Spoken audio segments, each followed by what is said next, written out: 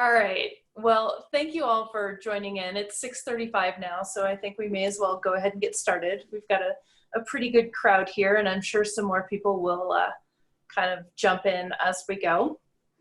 My name is Kelly Schmid, and on behalf of the Western History and Genealogy Department at Denver Public Library, my co-host James Rogers and I would like to welcome you to tonight's presentation, Power Embodied, Transgender History in Colorado. During the presentation, please keep your devices muted, and then if you have any questions, go ahead and submit them in the chat box and we'll address them towards the end. After the presentation, probably in the next day or so, you'll receive an email with a follow-up survey. The library would really appreciate your feedback, so please do fill it out. David Duffield and Emily Ferrufino-Coqueugniot are going to talk about the history of transgender people in Colorado and discuss ideas for the work ahead in transgender studies. David is the coordinator for the Colorado LGBTQ History Project. He is co-founder of the Matt Kailey History Committee and has worked with the committee to create a foundation for transgender history in Colorado. Emily is a local historian and non-binary person. They have a Master of Arts in History from the University of Colorado in Denver and an almost 12-year-old tabby cat named Puppy. Outside of working with the Matt Kailey History Committee, Emily is researching the riot that happened at Washington Park in 1932. That said, I will hand things over to David.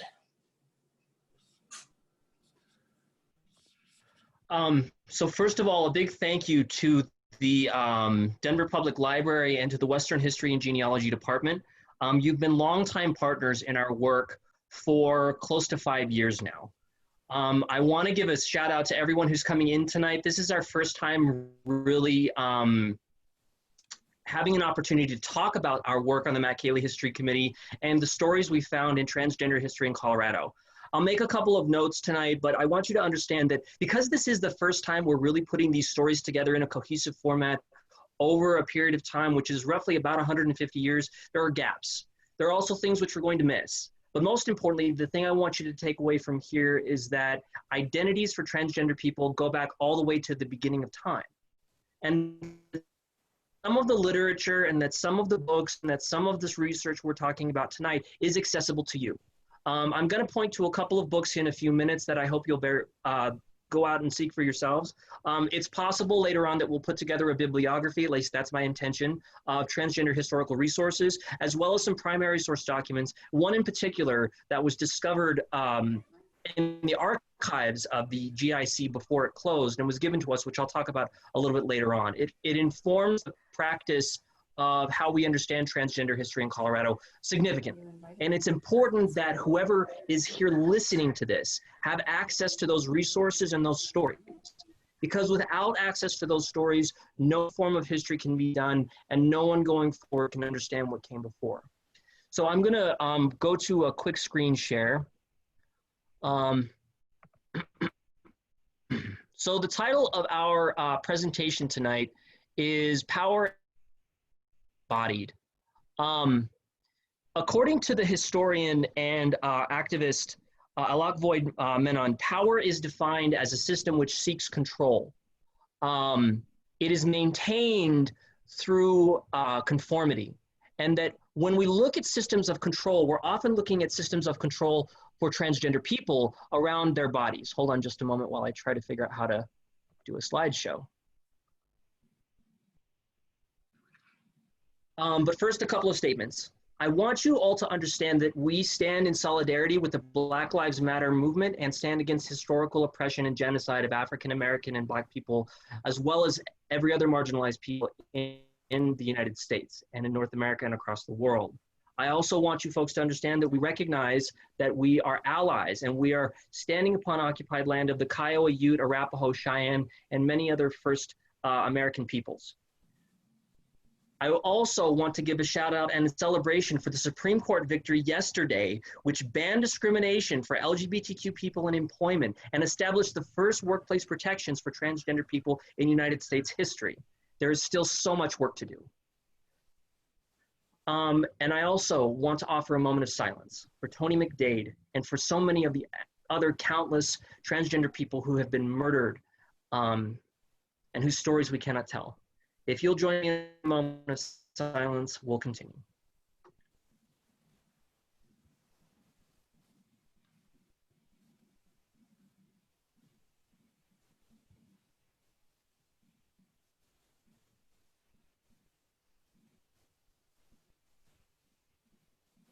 All right. Secondly, a note on language. The words that people define themselves by change over time. In the late 19th century, academic LGBTQ people called themselves Uranian, which was equitable to the 21st century term queer. It was a broad, self-referential and encompassing term. In the 1880s to about the 1940s, the term crossdresser was used to describe gender nonconforming or transgender people we would call so today. In about the middle of the 20th century, beginning about shortly after World War I and continuing until about the 1970s or 1980, or even thereafter a little bit, transvestite and transsexual were used to describe a transgender community. And then according to Susan Stryker in Transgender Warriors, transgender came into being in 1965, roughly in the academic circles in psychology. But these categories are often applied to trans community members by elite white men and by transgender people with greater access to income, resources, and spaces in education. So whatever the course of matter is that we describe the identities of transgender people, we choose to classify or categorize someone as trans because they live their lives the same way over a long period of time. In effect, what we're talking about is a trans continuum of being. We chose to name the committee the Matt Kailey History Committee in honor of my friend and activist, Matt Kailey, who was a professor at Metro State and a real big influence on our lives. When I first started this project about 5 or 6 years ago, Matt was there to mentor me in how to talk to people. And I haven't improved much since. But over the course of time, the work of the Colorado LGBTQ project with the Center on Colfax is really begun to change the way we look at LGBTQ history in Colorado. We've done over, I think, 100 and something oral histories. We've doubled the number of historical collections, not just at Denver Public Library and in Colorado as well. And we've done the first exhibits as well as the first lesson plans and helped many, many organizations. In terms of the Matt Kailey History Committee, Emily and I formed this about 1.5 years ago. Is that about right, Em? Thereabouts, yeah. Do you want to explain for a moment kind of about the work we've done? So some of the work we've done has included starting a, we've presented material on local trans history, like the GIC and the killing of Irene DeSoto in the 70s. And we've also begun planning other events for the future, such as a quilt making event that we're going to be doing eventually, commemorating trans history in art. And we've also, at least David has helped create a GIC collection at the archive at the library as well, which was an amazing get for the committee. There's actually a video of Emily and I going through the collection on Facebook, reading the document that I want to make available to all of you because it was so powerful. When we were sitting there reading about the history of the Gender Identity Center, it was really powerful. But the core 4 goals of the history project itself are education, oral history, document archiving, and networking. And those fall within the framework of the Matt Kailey History Committee. We want to reach out to folks to tell us their oral histories, to find trans elders and have them do oral histories with us, as well as to find collections, which are historical in nature, to donate to Denver Public Library, Western History, and many other institutions. We also want to create educational materials, the first lesson plans, the first exhibits around transgender history in Colorado, as well as work with other nonprofits which service the transgender community. And we'll look at the history of that network tonight. I'm going to move on for just a moment, but Emily, thank you for sharing that. I appreciate it. Of course. All right. So when we're talking about transgender history in Colorado, we kind of have to go back to the beginning. I'm going to pull up a couple of books to show you sort of what it looks like from the perspective of the historian. This is a book called Redressing America's Frontier Past by Peter Bogue. Another called Arresting Dress by Claire Sears.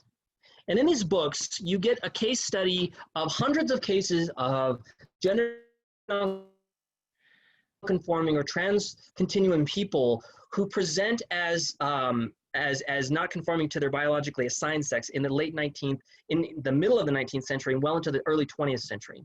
Among these, you always find one common thread: an anti-cross-dressing or masquerade law. Oftentimes, a trans person was, quote unquote, discovered to be a trans person because they were discovered to be not the biological sex they were presenting in their gender. So what this was, it caused a stir in the media. Sears and Bogue both argue that as the 19th century wore on, these masquerade or cross-dressing laws became greater signifiers, and gender nonconforming and transgender and cross-dressing folks were viewed as criminals more and more by the end of this period of time, well into about World War I. Gay men and lesbians, on the other hand, didn't suffer the same kind of public scrutiny that gender nonconforming or transgender people did, at least in the papers and the historical record. So it's pretty clear from the arguments in these books that you're looking at a longer period of discrimination, or certainly public scrutiny. The anti-cross-dressing law, which we'll discuss with a person named Frenchy Vosbaugh in just a moment, existed in the United States from about 1841 to about 1974, when it was finally struck down in a Supreme Court decision. So Emily, if you're ready, tell us a little bit about Frenchy Vosbaugh. Sorry, I'm getting a bit of a dry throat. So Frenchy was a older gentleman who lived in Trinidad, Colorado in the early 1900s. I'm so sorry. He had lived in the US for about 60 years and had moved to the US from France. He worked as a restaurateur, a bank clerk, a sheep herd. I'm so sorry. He actually got married and dropped in Missouri, was it? And evidence suggests that his wife was pregnant at the time, and he was a father to her child. Now, in about 1905, he was brought to a hospital in Trinidad, and because he had pretty severe pneumonia, and it was reported that he was physically female. Now, he was kept at the hospital for about 2 years after that for quote-unquote treatment. Now, it was just that they tried to put him in a dress and make him behave like a woman, but he refused. In fact, a local bishop did intervene and asked that he be allowed to dress and present the way he wanted to. And, sorry. He was able to continue to present as a man and actually got to be known as Grandpa at the hospital. About 2 years later, he got sick again, and his one request was that he be buried in his overalls. And he died in about 1907, and I didn't find any evidence myself that he was not buried in his overalls. And I was actually able to find his burial site in Trinidad, so it is a place that you can visit. You can look it up at findagrave.com, I believe. And he was significant because he was someone who lived for a very long time as a man and presented as a man, was known as, as Frenchy, as Old Man, and was a well-respected and well-liked member of his community. And while the term transgender didn't exist in 1905 when he was discovered to be anatomically female, based on the way he presented for over 6 decades and for the vast majority of his adult life, he was a man, and which is why we use the term trans to describe Frenchy and his life. One of the significant things about Frenchy's life was that he appears to have been accepted by the people of Trinidad. And Trinidad, of course, holds a special place later on with Dr. Stanley Biber, which we'll talk about in a moment. But Emily, when we read the primary sources for Frenchy, and when you read about Frenchy and other historians' work, the consensus seems to be that it didn't seem to be a big deal that he presented as male, even though people may have known that he was a trans man. At least in the, if I can remember, of his obituary when he died, the person who wrote the obituary was very surprised that he presented as male, continuing to refer to him as a woman, using female pronouns, because Frenchy was a very educated person. He spoke English, French, and Hungarian, came from a very well-restricted family in France. And it seems that he was very much accepted by people who knew him personally and had gotten to know him and love him. But there was some, I guess, shock factor about him being a man with female anatomy. There's a forthcoming book by Jen Mannion, who's a historian, I believe, on the West Coast, called Female Husbands. It's not quite out yet. I believe it comes out this summer or this month, but that'll be in the bibliography, in which Mannion talks about these so-called female husbands discovered across the 18th to 19th centuries and 20th centuries, if memory serves. Frenchy would be probably categorized in that regard, but the public scrutiny around these different folks was really intense. If it's okay, I'm going to move on just for a moment to talk about Jack Hill. Unfortunately, we probably won't have time to talk about Mountain Charlie, but you can see Peter Bogue's book to talk about how cross-dressing was taken in the Mountain West between about 1870 and about 1900. By all accounts, Frenchy didn't live a terribly abnormal life. Like they didn't scrutinize or seem to really judge Frenchy for how they presented themselves, for how he presented himself. But when we come to someone named Jack Hill and Grace Evangelist, we have to look to Denver's heart. So gender in Denver was heavily regulated, particularly because sex workers, female sex workers in Denver in the 19th century used cross-dressing as a form of advertisement. And that was true in many American cities, which is where a lot of these masquerade or anti-cross-dressing laws affected. But in Claire Sear's book, she argues that these different anti-cross-dressing laws taught the public to identify a gender nonconforming person, point that person out to a public authority, then to discipline that person. And she argues that drove folks out of public life and public discourse and erased trans citizenship because they couldn't present themselves as they wanted to be and engage in public discourse or public acts, civic acts like voting. So when we look at Grace Evangelist, who is pictured here on the upper center photograph from about 1912 or 1910, we have to imagine Jack Hill and Grace presenting as a gender not conforming to their biologically assigned sex. Grace was caught with an older woman. We don't actually know what Grace's chosen name was. This is something that wasn't mentioned in the newspapers. Grace was mentioned as having a family, and when Grace was caught dressing as male with an older companion who female, Grace was arrested. A year later, Grace was arrested in downtown Denver, this time because a crowd of people thought Grace was presenting as a male dressing as a woman. The crowd got a police officer. Grace was subjected to a medical examination, and upon discovery that they actually conformed to their dress and gender in public, was released with apologies by the Denver Police Department. However, this is example one I use of the thesis that these anti-cross-dressing laws taught the public to scrutinize, identify, and punish gender nonconforming people. This happened in dozens of cases around the West. You can also see this in Claire Sear's Arresting Dress, probably 2 or 3 dozen of these cases. I actually use Claire Sear's work in my master's thesis because I remember there was a case where a trans man was arrested, put in jail with other men, and then discovered basically female.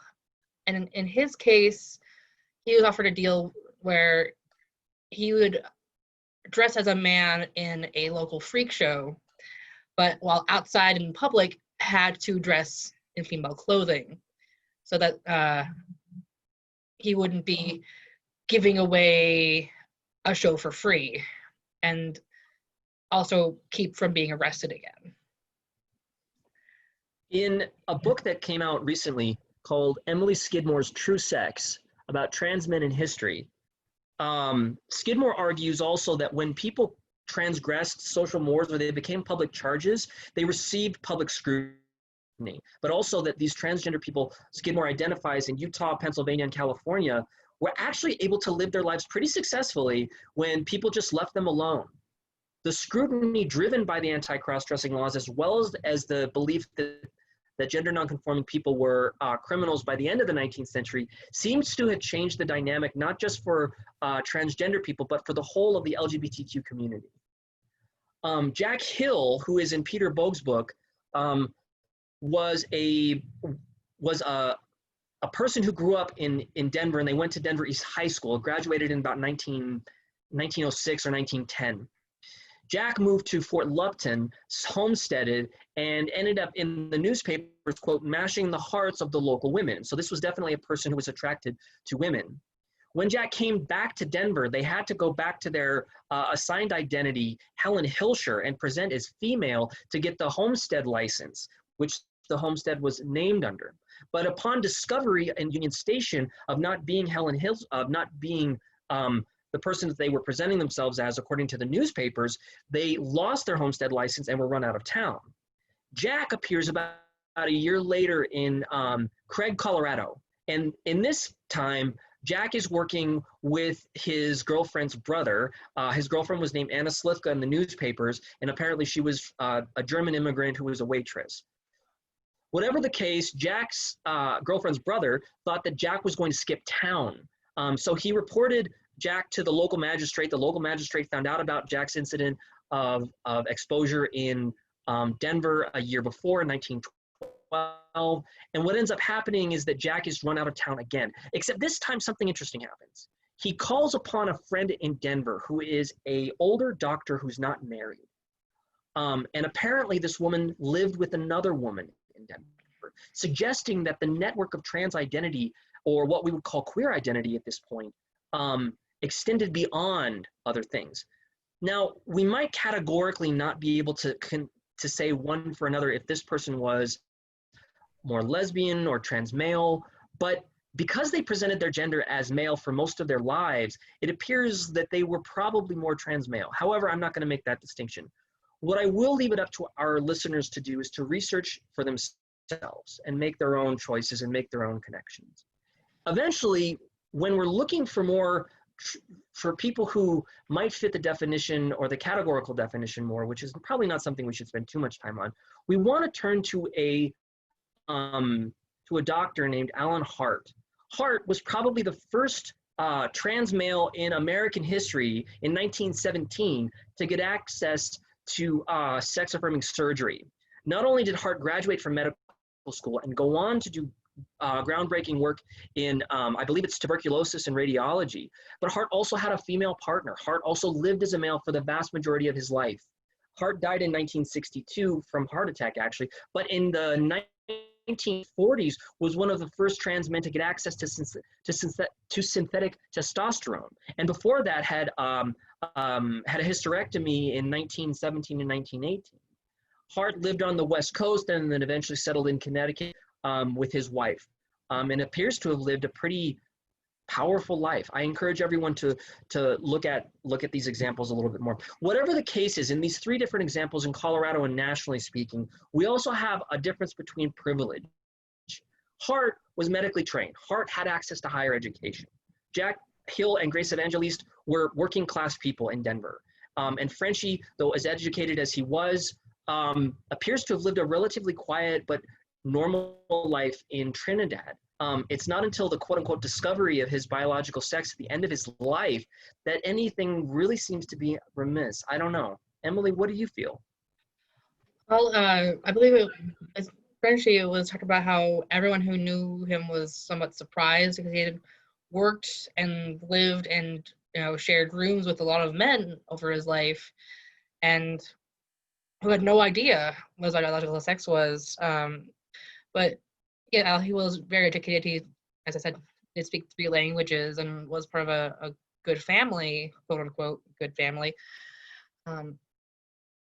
He worked a very middle class or working class life for the last 6 decades of his life. You know, a sheep herder isn't necessarily a very easy job, and sure, a bank clerk or a restaurateur is more middle class, so to speak. But he worked a lot with his hands and wasn't above working manual labor. So, yeah. So as we move out of the period from the late 19th into the early 20th centuries, the anti-cross-dressing laws in Colorado are really becoming more widespread. There are cases of them in Colorado Springs and Pueblo, and people being arrested, dozens of cases. Actually, at Denver Public Library, the police and fire board records show vagrancy charges, right? But the same records over History Colorado also show arrest records for cross-dressing in the Sam Howe collection. And in the collections at History Colorado and Denver Public Library, you'll find a lot more. So I encourage everyone to reach out to these departments and to find these stories on their own. I'm going to move on just a quick moment. So we have to unfortunately jump quite a ways through World War I, through the 20s, through the 30s, into the 1950s and 1940s, because we simply don't have a lot of sources yet looking at transgender lives in this period of time. But it's possible that we will. Given the stories that we mentioned earlier, the continuities of these identities, the life ways, where folks were, how they lived, what they were doing, is really not hard to trace when we're looking at different schema and different ways of looking at how a person was identified. One of these ways is to look at gender transgression or spaces of gender illusion.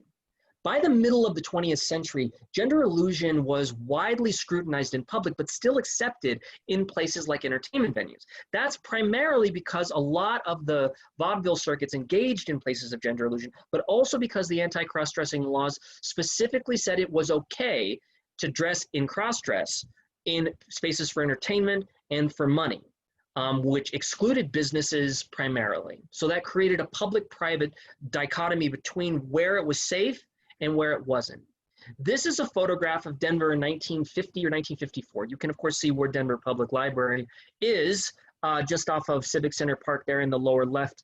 If you see the Capitol, it's just directly to the left. In 1954, the anti-cross-dressing laws changed again so that it was only a man dressing as a woman in public spaces who could be arrested. This was, of course, probably targeting the drag shows, which were starting to come to town, like the Turnabout Review, which we'll talk about in a few minutes, but also the Jewel Box Review, which was the longest running queer or drag show in American history. It ran for like 20 years. People like Stormy de la Barrie was the maitre d' at, sorry, I have to bring things to show, at, with the Jewel Box Review. But we also have greater visibility for trans women at this period of time. Many people are familiar with Christine Jorgensen, who began her transition in the middle of the 1950s. But Emily, what can we say? Well, Christine Jorgensen was probably the best known trans woman of the era. I believe she began her transition in 1952. She went to Denmark and was able to get special permission to get the surgery done. I believe she also took synthetic hormones as well. She was an actress, a nightclub entertainer. She even, I believe, recorded a few songs. She was a very public figure that was known nationally, which was not very common in those days for trans people of any type, women or men. And she was also, she fought in World War II as a GI. So she had what people consider to be a very fascinating story of going from this very macho man's man to this drop-dead gorgeous blonde bombshell, and people were just fascinated. So that's why she's very significant, because everyone knew who she was at the time. Like, she was literally talked about all over the country and probably became the first nationally talked about trans woman of her day, which I think is rather amazing. I agree. One continuity I noticed between her and other trans women that I've interviewed in the oral history projects is that at one point Christine talked about, you know, really trying to present as male to overcompensate for her feeling of difference, and that is a continuity other trans women in the 1970s before they transitioned have told me as well. So it's an interesting point. But for Denver's case, what we also have is the beginning of liminal queer spaces. If you look for a queer community in Denver, this photograph is where you're looking. Capitol Hill was where most of the gay men and lesbians were living. But we also know that the bars along Broadway and along Lincoln, where African-American people had clubs like the Rainbow Room, or in Five Points to the north, were spaces that weren't highly scrutinized as long as people were discreet. The stories we have of masculine presenting women loving women in the 1950s talk about the easy ability it was for someone to walk from bar to bar to bar and not have to worry about people following them or trying to judge them. And that may be more and more a factor of status and even class. But whatever the period of time we know from the 1950s into the 1960s, it's a lot harder to really start to look for individual transgender people without specific evidence. And I'm going to pause here and tell you a quick story. Last year, Julia Condolora, who was one of the last people to work with the Gender Identity Center, I believe she was the vice president, dug out of her archives the document that I would like to give to you at some point, or I would like to have the public have access to. Her collection wasn't simply full of Gender Identity Center newsletters, but minutes, correspondence, essays written by trans women in 1990 about the history of the Gender Identity Center and the importance of the story which we're about to tell you. Without Julia simply coming to us and saying, this is our story, do something with it, and without her working with us on the committee, I don't know that this story would have ever come to light. Julia's collection is the first to our knowledge of transgender history to the Denver Public Library. So I want to encourage by example everyone to think about the power they have in their own voices. Your stories matter, but most importantly, the stories of our community matter. And when they're in public hands like Julia's is, it's easier for people to know. In the story from this document, we get a Denver in 1960 that is just riddled with change. Blue, conservative, tensions between class, right? Downtown is dying. Auraria is still an urban neighborhood, working class, diverse. But in around November or December of 1964, according to this history of the Gender Identity Center by an author named Barbara Cook, a group calling themselves the Turnabout Review, which is listed here, this is their first ad, Female Impersonators, got together in, of all places, Evergreen, Colorado, because it's the one place they could get a show. They were so popular, they did it a second year. And then they came to Denver, and with the help of a man named Dick Reese, who was really kind of a preeminent figure and came from a powerful family, they helped found a bar called the Gilded Cage. According to the document, and according to other stories, the Gilded Cage was a drag bar located somewhere on 13th and Lawrence. Down the street was the Cherry Creek Tavern, which they had drag brunches at on Sundays. The oral histories from Katie Gilmartin at the Archive of Lesbian Oral Testimony talk about this as well. Down the other street was a bar called Rollo's. Gay men could go there, and even though it was a lunch place during the day, they could go in and be themselves at night. But this little bar was on the third floor or something of this old building that was a rundown department store. So out of this bar, many of the people who helped found this, what we get from cross-dressing visibility in the 1960s came from this troupe. They start to cross-dress and they start to present themselves as they are in their own homes. The story goes that they start writing to Virginia Prince. And Virginia, who's on the right-hand side, founded possibly the first magazine for trans women by trans women called Transvestia in the 60s and into the 70s. Virginia, whose archives are at the GLBT Historical Society in San Francisco, met with them and started telling them what to do, how to present, what they were going to be, and what their group could look like. So out of their homes, they started meeting in public spaces, the Cosmopolitan Hotel, the Albany Hotel, a Furs cafeteria on South Colorado Boulevard.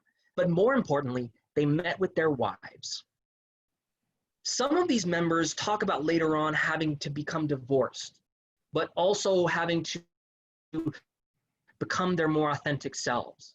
These cross-dresser support groups started right about 1965 and lasted for the next 15 years and continued for a very long time. It shows a transgender organization space, which is really at the crux of this history in Denver, almost 10 years before the Stonewall moment in Denver, which we'll get to in just a moment. The cross-dresser support groups eventually created other spaces too, which we'll talk about in just a moment.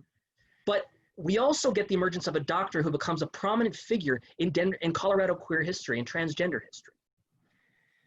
Yeah, Stanley.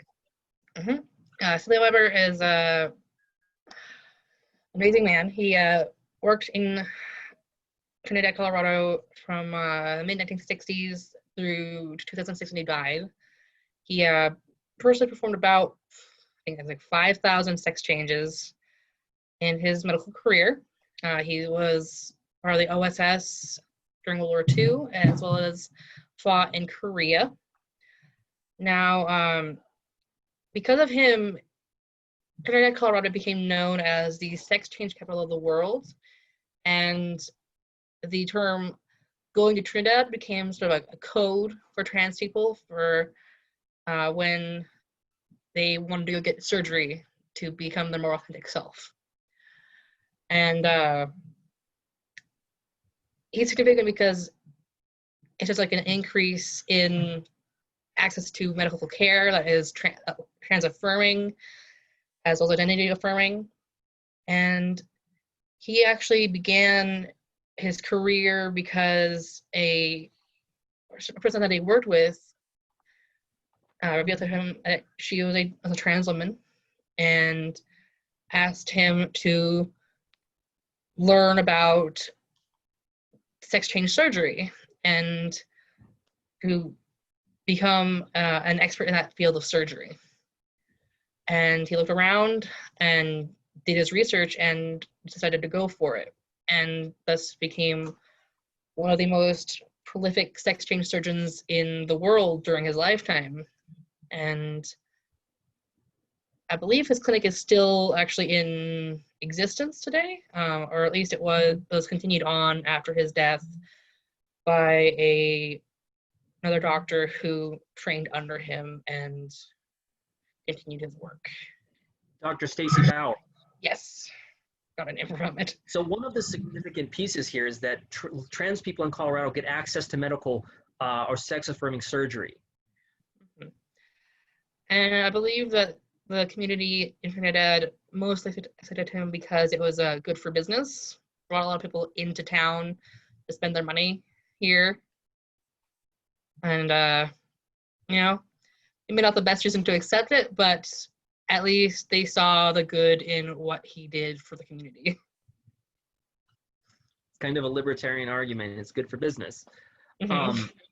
But it's coincidental, but says something about the culture of Trinidad, right? But here you have a trans male who was almost 50 years before Biber. And here you have it becoming a major center for transgender people in the world. Mm-hmm. I believe it was also the same hospital that Frenchy, like he started at St. Anthony's Hospital in Trinidad, but my memory might be mistaken. That further research will be required. But one of the significant factors here is that thousands and thousands of people see him for close to 20 or 25 years. We've got to move on, unfortunately. But for more information, you can see the History Colorado articles about Stanley Biber in the Colorado Heritage Magazine. Emily, what do you take away from the sense of transgender people or the trans community at this time? 70s to the 80s. Well, of course, this is post Stonewall riots. Now, sorry.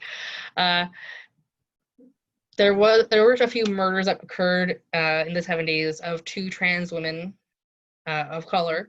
Tracy Levi or Levy, we don't really know, or Levi, and Irene DeSoto. They were two trans women of color who did do sex work to survive, and they were both murdered by Denver police officers. I believe Tracy, the cop who killed her, had tried to get sexual favors from her, and when she refused, he supposedly hit her over the head with his gun, and it supposedly accidentally went off. About 9 months later, Irene was picked up by a plainclothes officer who attempted to arrest her, and she ran. And when he cornered her in an alleyway, he claimed that she produced a pair of scissors and tried to attack him when he shot her. In both cases, neither police officer was fired. I believe they may have received some sort of disciplinary action, but they both kept their jobs. And members of the trans community who were friends of Irene, as well as just people who were angry about what happened, created the Transvestite Gay Lesbian Defense Committee, and they decided to do a protest against police violence against the trans community in support of justice for Tracy and Irene. And I started about 20th and Broadway and then went down to police headquarters, actually going by the area where Irene was killed. And it was actually the first time that there was political action taken on behalf of trans women of color who were killed by police officers. And was really significant for that fact. And I believe the man who killed Tracy was a very seasoned officer, while Irene was killed by a somewhat rookie cop who'd only just been on the job for maybe a year or so, if that. And this is also, for us, as you can see by the slide, that was the time when the Gender Identity Center came into being, which I believe David knows a bit more about. Thank you. So what we get in the 70s is a much more visible transgender community. And while the murder of Tracy Levi and Irene DeSoto at the end of the 1970s marks a period of broader violence for the community of Denver, because at the same time, this was in protest and solidarity with other protests of people who were murdered or killed by Denver Police Department officers in 1976, 77, and 78. Within the Latino community, a Native American man, as well as a number of others. But suffice it to say, at the beginning of the 1970s, we of course get Stonewall. And of course we get gay liberation. And then of course we get lesbian feminism. And we start to see more cohesiveness and visibility for gays and lesbians. For transgender people, you also start to see greater visibility.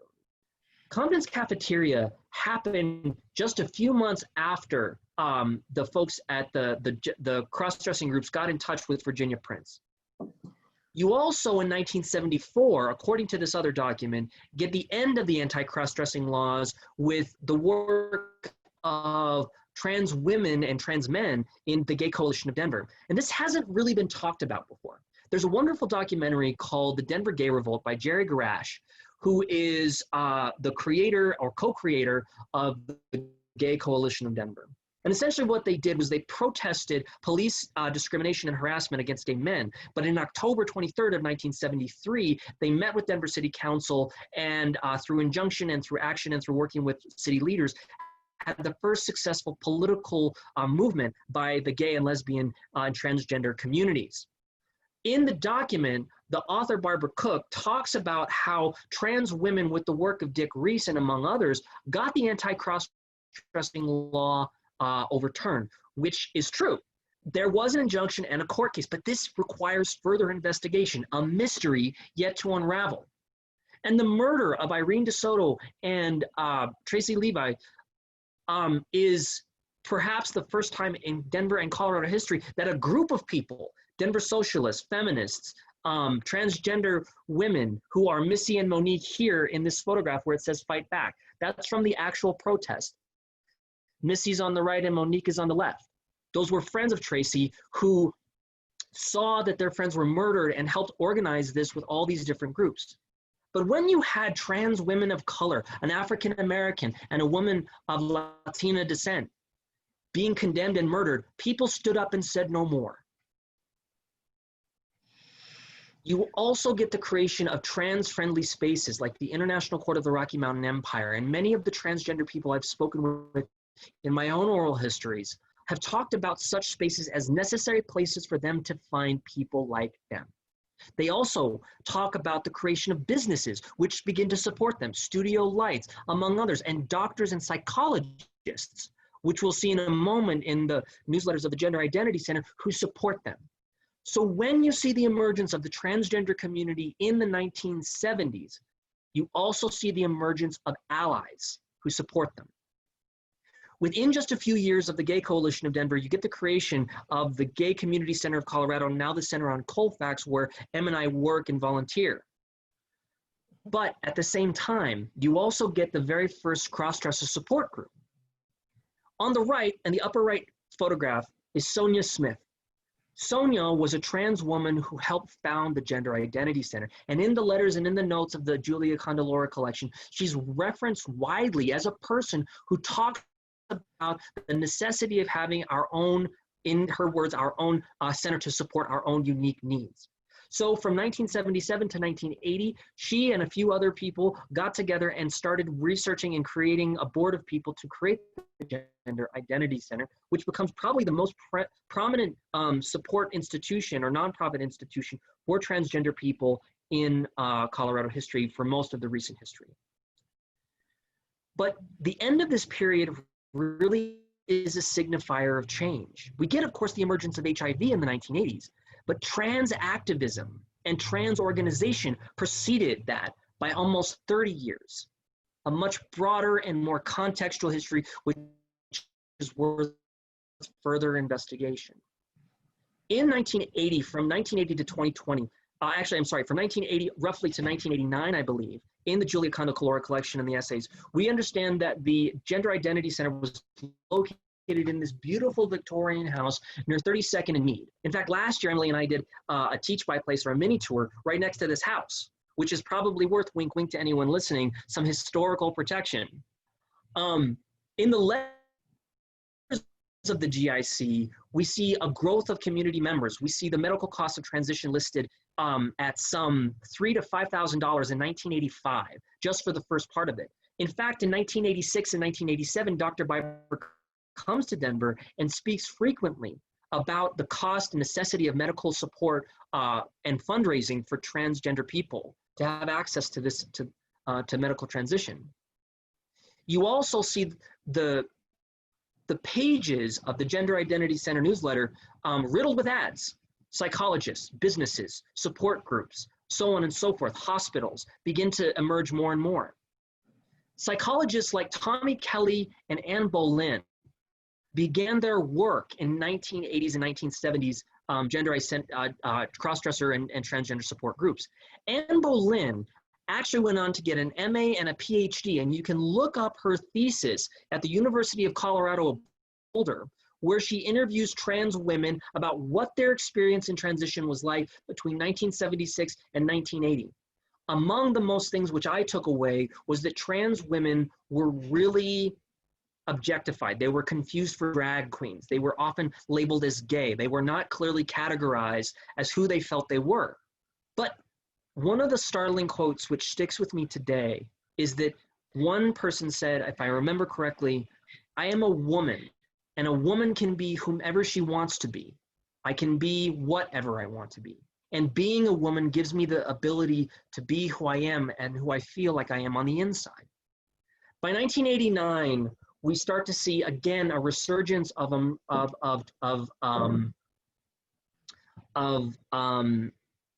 stigma and scrutiny for transgender people. Anyone who's never met Joanne Conti or never had the pleasure, as I never did, probably missed out on an exceptional and wonderful life. Joanne attended Arvada High School. She transitioned in 1973. And by about 1989, had run successfully for Arvada City Council. She lived what she termed a stealth life. She had no choice. If she were out publicly as a trans woman, she said she probably wouldn't have been able to get elected. But over the people who were in Arvada City Council didn't necessarily like her. So according to their own accounts, they got a hat together and they paid a private investigator to dig up dirt on her.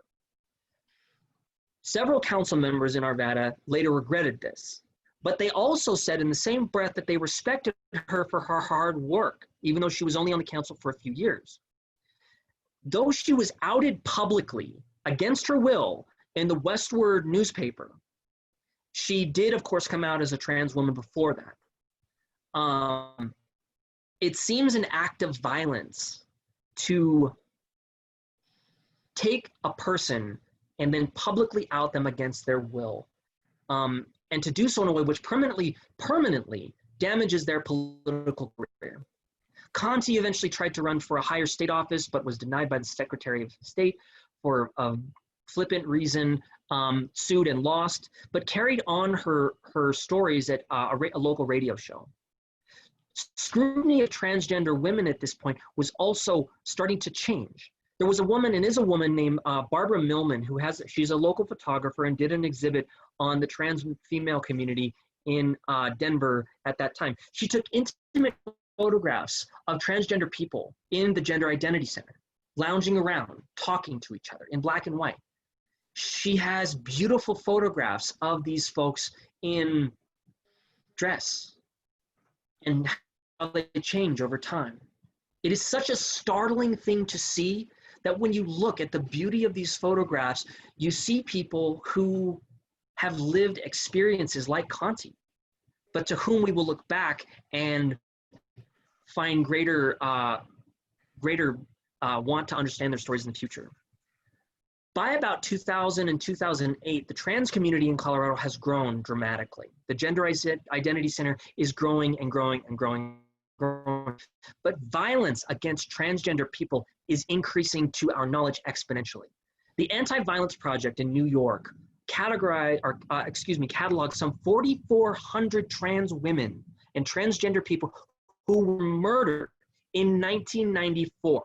This is at the height of governmental oppression of African American people and the beginning of the Anti-Crimes Bill, which we're now inheriting the legacy of. In 1994, throughout the 1990s and the 2000s, you started to see more and more of this, but perhaps that is a misqualification. I believe that the best thing to say here is that when you start to see murder of trans people, you also start to see people push back, like in the case of Angie Zapata.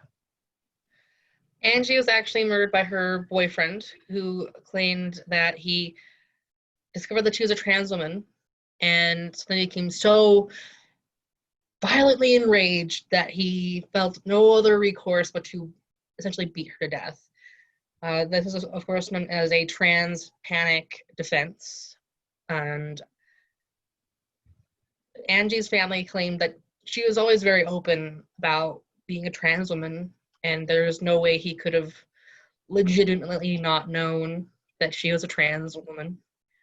He, of course, is in jail for the rest of his life. This case was significant because it was the first case where hate crime laws were used in a case involving a trans woman, or a trans person at all, being murdered at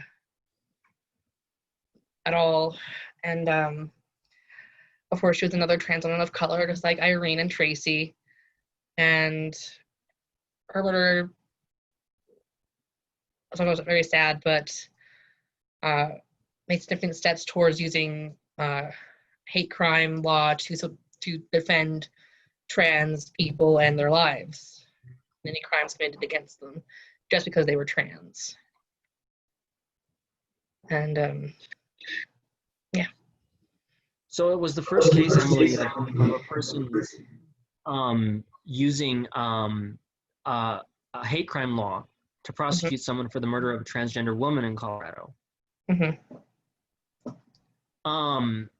We also, a few years earlier, had the murder of Fred Martinez, and there's a documentary called Two Spirits that does a much better job than I could ever do in such short a time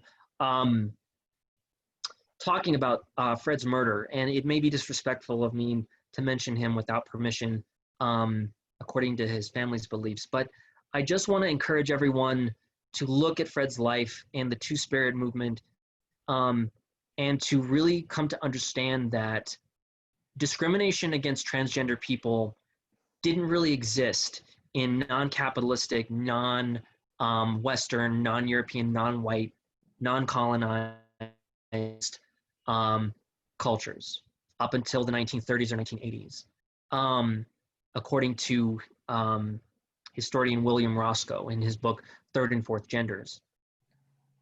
What I'd like to encourage everyone to do without spending too much more time on it is seek out the identity, or is to just look at the stories from the perspective of time. Scrutiny has played a central role in the narrative that we've laid out for you today, but organization has also played a greater role. Transgender people coming together to organize for themselves. Most visibly in examples like the Gender Identity Center, which unfortunately has since closed, but has been succeeded by the Transgender Center of the Rockies. And while the discrimination against transgender people in Colorado and nationally has been, well, by evidence listed here, centuries and generations in the making, the future doesn't have to be that way. Communities have thrived and grown, and happiness is there, I think. So I am going to get off my soapbox and just turn it over to our hosts again, and thank you all again for your attention. I believe we can open it up for Q&A at this point. Yes, so my name is James Rogers. I am co-host with Kelly Schmid, and I want to thank everyone, Kelly, especially David and Emily, for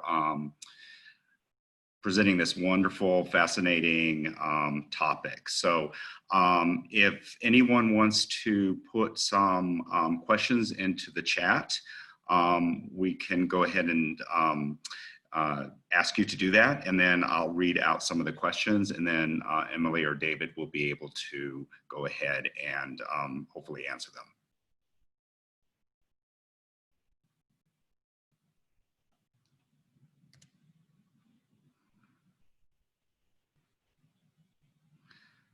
I'm sure there are some questions, hopefully.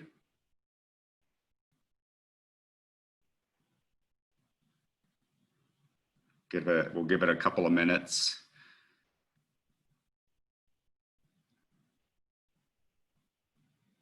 Someone asked if the clinic in Trinidad was still running or open.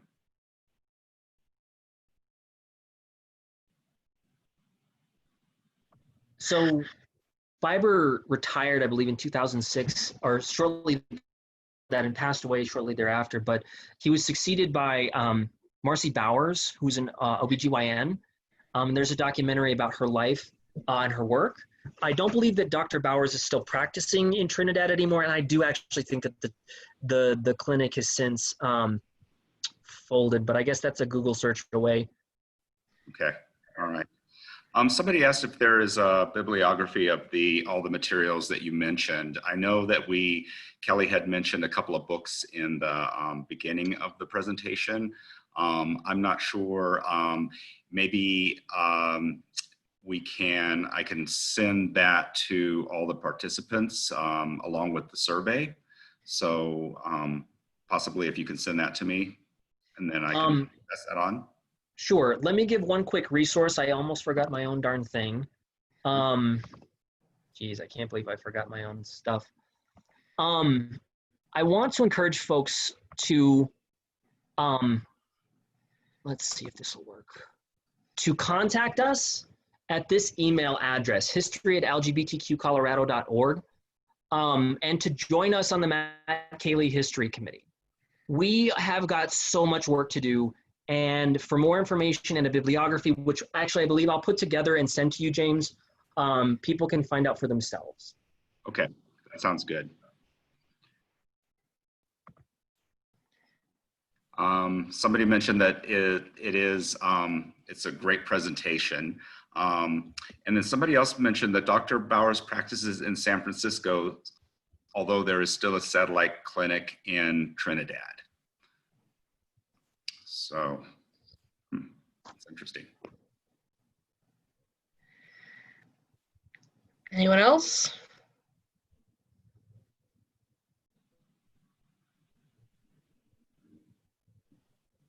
And I'm sure David and Emily will be open to answering any questions with that history email. So if you have any questions, just contact them there. I've worked with both Emily and David. They're excellent researchers. Kudos to both of them for this wonderful presentation. I think it's really important that we not only know about our gay and lesbian, bisexual history, but our trans history as well, because that's one aspect of the queer community that people don't really know about the history of that. And I think this is excellent for that. I have a question for the audience then. What stories do you want us to tell next? Good question.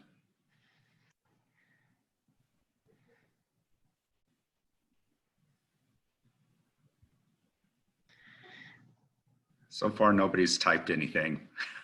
It's okay. I mean, Yeah. there's Yeah. the Gilded Cage. Okay. Somebody wants to know more about the Gilded Cage and about Mountain Charlie.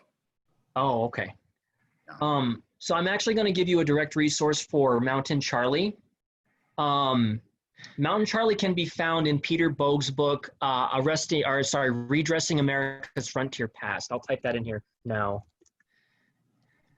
You can read all about how this cross-dressing bandit was a huge scandal in the West, and how cross-dressing people or gender non-conforming people were kind of viewed by example. Mountain Charlie was, by some accounts, a wife who went west to escape her abusive husband, but it looks more likely that it was a person or a characterization of a person made up in the newspapers about a person who cross-dressed to escape something like abuse. They lived in, I believe, Georgetown, and they apparently were a robber at one point. They were like a mercenary, a very colorful character that it's difficult between the different accounts to figure out what's true and what's not. We know that it's based on a real person, though. As for the Gilded Cage, well, we've got a presentation coming in October that's going to be on the, God willing, with all this stuff going on, if not a virtual presentation, on the Auraria campus. And we're going to talk about gentrification in the Auraria campus, as well as the tearing down of the campus and the queer spaces, which were right there on 13th and Lawrence Street for LGBTQ History Month. But the Gilded Cage will be prominent because it sat where today you see like the library or where you see the science building. And so there are narrators in the community who we'll probably reach out to share more about it. But if you know folks, it's a good time to ask. I think that someone asked about being put on notification for future meetings or future lectures like this. So we at the library, if David and Emily are willing to do more of this, I think that we can, we'll put this into our events calendar, we'll publicize it. But also I think signing up with the center and the email that David provided will probably get you a lot more direct information on future meetings, such as the Auraria one. Just as a heads up, Emily, we're meeting at the center every other Monday. Thereabouts, yeah. It's 6 o'clock via Zoom now. Yes. So you just email that history email. We can get you onto the list for the Matt Kailey Committee, and then you can get links to those Zoom meetings when they occur.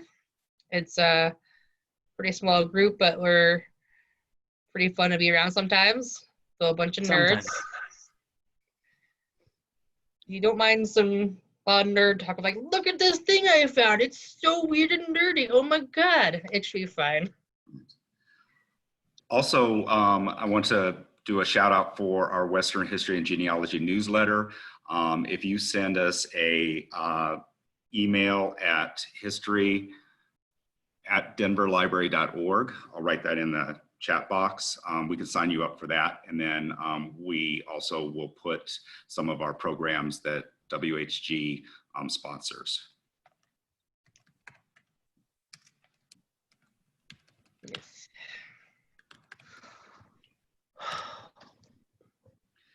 Someone asked, what is most important going forward for transgender people to share with people to understand and accept them as the amazing people they are? I mean, I'm not a transgender person.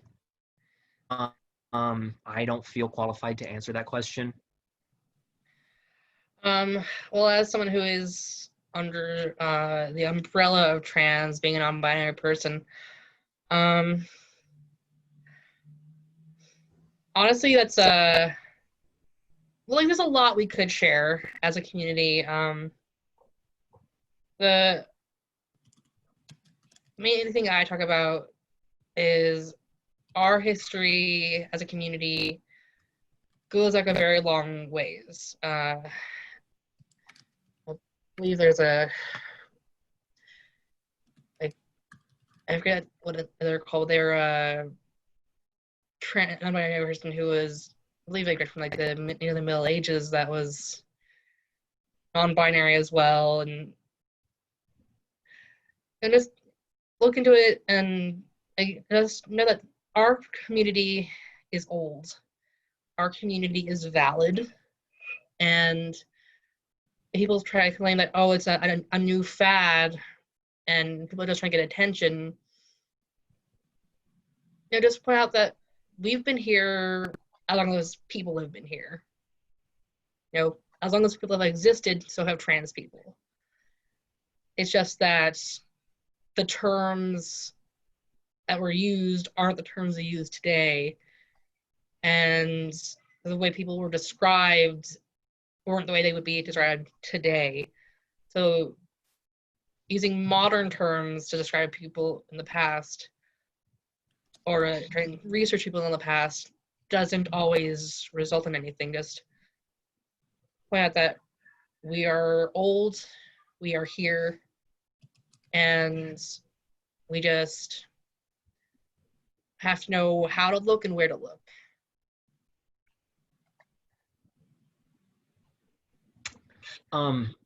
I suppose I would also encourage people to contact, there are a number of oral history projects around Colorado, including the Colorado LGBTQ History Project, which Emma and I both work.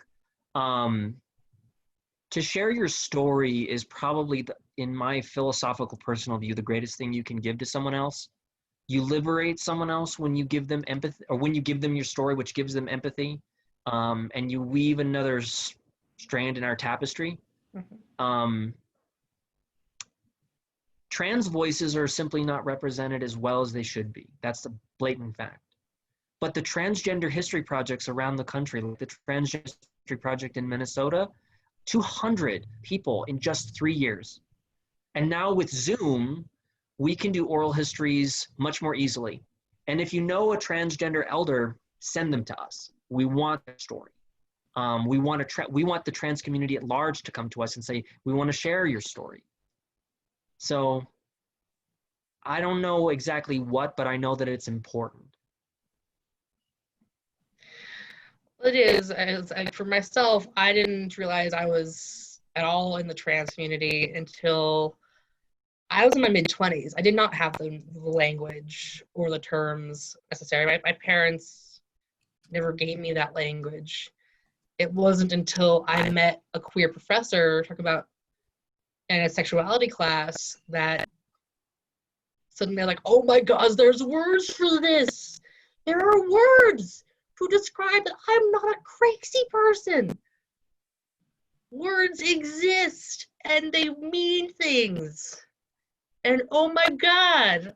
So yeah, sharing a story and allowing it to be there for future people is a very important thing, because you never know when someone will hear your story and go, oh my God, same here.